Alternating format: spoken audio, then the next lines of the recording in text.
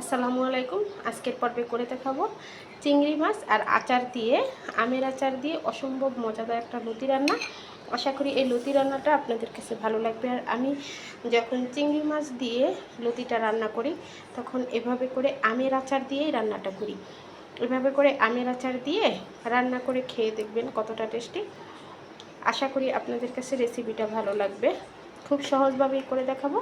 যারা ব্যাচেলার আপু ভাইয়ারা আছে তারা খুব সহজেই কিন্তু রান্না করে নিতে পারবে এই লতিটা। দিয়ে লতিটা রান্না করবো। আর লতিটা রান্না করার জন্য এখানে কড়াইতে তেল দিয়ে দিলাম।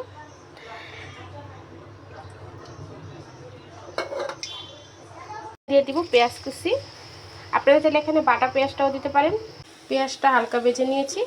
এখন এখানে দিয়ে দিব 1 টেবিল চামচ আদা রসুন বাটা, 1 টেবিল চামচ লবণ, 1 টেবিল চামচ ধনিয়ার গুঁড়া, আর আছে হলুদের গুঁড়া, মরিচের গুঁড়া, সব কিছু দিয়ে দিলাম। দিয়ে মশলাটাকে খুব ভালো করে একটু কষিয়ে নেব। মশলাটা খুব ভালো করে কষানো হয়ে গেছে, তেলটা ছেড়ে দিয়েছে দেখতে পাচ্ছেন। এখন এখানে আমি দিয়ে দিব ছোট ছোট চিংড়ি মাছ। আমি ছোট চিংড়ি মাছ দিয়ে রান্না করব। আপনারা চাইলে বড় চিংড়ি মাছ দিয়েও রান্না করতে পারেন, তবে আমার কাছে ছোট চিংড়ি মাছ দিয়ে রান্না করলে খেতে ভালো লাগে। এখানে যদি আপনারা এই ছোট চিংড়ি মাছের সাথে যদি নারিকেল বাটা দেন তাহলে কিন্তু খেতে বেশ ভালো লাগে।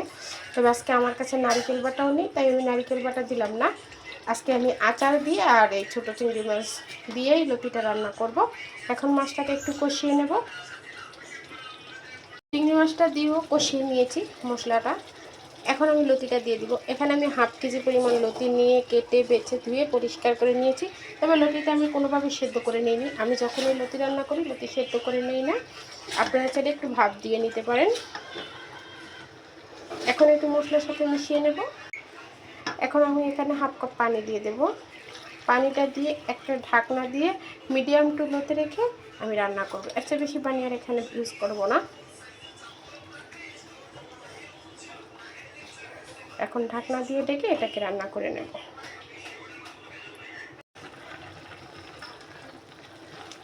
একটু নেড়ে চেড়ে উল্টে পাল্টে দিব। এখনও লতিটা সিদ্ধ হয়নি, যতটুকু পরিমাণ পানি আছে সিদ্ধ হয়ে যাবে খুব ভালোভাবেই। রান্নাটা যখন একদম মাখা মাখা থকথকে হয়ে যাবে তখন আমি এখানে দিয়ে দিব আচার। আর এই যে দেখুন, এটা হচ্ছে কাঁচা আমের আচার।